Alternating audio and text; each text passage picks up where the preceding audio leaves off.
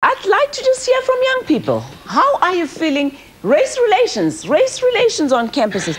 I heard that when some of the black kids hang around with white kids, the black kids say, oh, you want to be white. And when it's vice versa, the white kids say, oh, you want to be black. So it looks like there is some tension still, even on campuses. Let's hear it. I think basically on campuses, yes, you will find people, you find the white group here, the black group here, and whatnot. Because at the end of the day, we are different. We have to acknowledge that we're different. And you like to hang around with people who are the same as you. The problem comes in when you cannot accept people who are different from you. So I think you can't really say race relations, look at people, they're not black and white in one group. If you don't like a person, you don't like a person, whether they be black or white. You like someone who is like you. Mm-hmm. Well, the kids are talking here. Dr. Newberry? Felicia, I would like to say that, you know, agreeing with the lady across there, values are universal. No society can deregulate values and hope then to maintain a decent society. Any society that has, through the long history of mankind, attempted to devalue morality has fallen. And if you just read the lessons of history, that is quite so.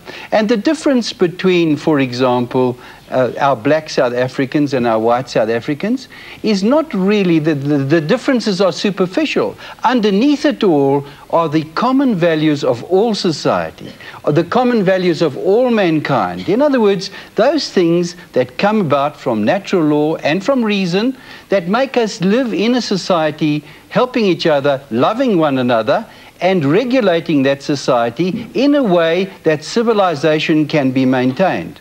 I also believe it's no good to go around blaming parents for one's own personal responsibilities and defects. But you are responsible for them. We are responsible for them. I mean, we are to a degree because the environment in which we give them. But as we parents ourselves, our young people don't seem to realize how much we really love them. And the things that parents try to do for their children are to preserve them from harm. They want them to grow up in a way that they can go through life without being hurt and without being damaged, without getting VD, without getting pregnant out of wedlock, without getting divorced, without going into drugs. Now, these are real concerns of parents. There's this seething there. This seething. I just want to say, okay, that the earliest forms of socialization occurs in the family, okay? And in terms of the family's role, for example, with regards to female children, what I'm trying to say is that the family actually propagates inequality, okay, which we see in a broader society, like, for example, where girls are not supposed to do certain things that guys are supposed to do. He's characterizing some families. He's specifying some families. But he might have grown up in a family like that. I'm not specifying certain families. Girls have to wash the dishes while the boys sit in the bedroom reading papers. Exactly. And I mean, in terms of the roles that women have in society, it is exactly because the but family women are different. You have to admit there's a difference. And if you don't superficial. If you don't see that difference, you're quite blind. Linda, you want to read them? Pardon? Vive la difference. In terms of civilization, you spoke about civilization. I mean, who determines the standards and who sets the standards for civilization? Is it civilization from a white perspective? No, don't keep bringing in this white thing, because you're on a real trip about persecuting people who happen to be white. No. Now, let's do that. No, you're bringing apartheid and white into every sentence you use. But we're in a new South Africa. Let's move away. Oh, you see, no, but then you cannot. That is exactly what I can't understand. But you cannot. All of a sudden, we live in a new South Africa. And I mean, really, it's a new South Africa. Because I think that what has happened... Actually, I want to agree with Nazir was saying about socialization first starting when you're at home with your family, because that's where you first get socialized. And they are, even in schools, because boys and girls are encouraged to take certain subjects. Like girls take home economics and even the sports that you play.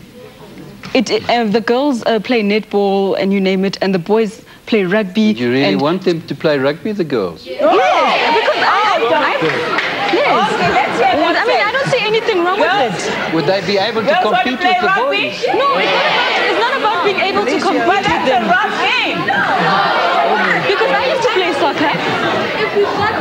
After the break, we're going to find out whether girls should play rugby or not. I'm joking. But after the break, we'd like to talk about media and the influence of media on music and our youth's values. Reach out and touch somebody's hand.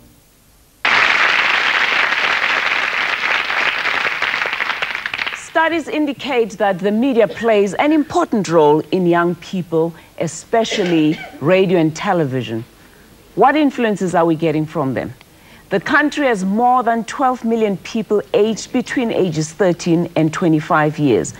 There is a strong influence of American rap music and American dress.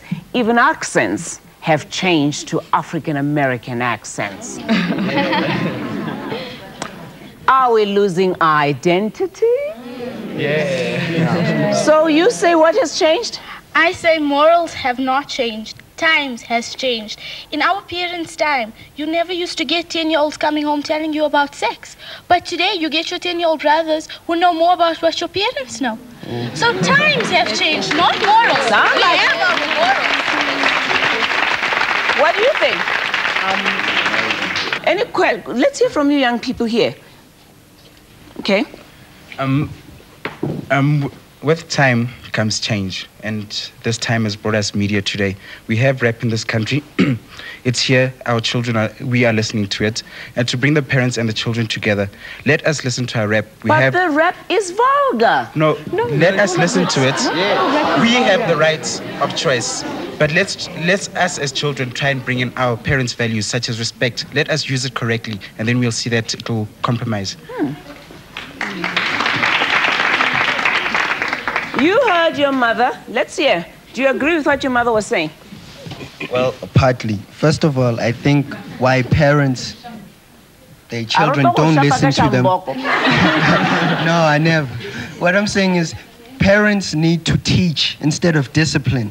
And me, I like hip hop. I listen to it. Why? Because during the time I was growing up, I wouldn't listen to bubblegum music because I thought it was nonsense. So I switched to hip hop because they were saying something real. That's why. Thanks. The music is vulgar. Ubabu Jole next door. Let me tell you what this means. Let me tell you. The song says, my father has an affair with the lady next door. The kids say, it is true, these things do happen. Oh, no. You guys, they say, Nijole next door. You have, are you really doing that? And your children are saying this? Next door. Let me hear you.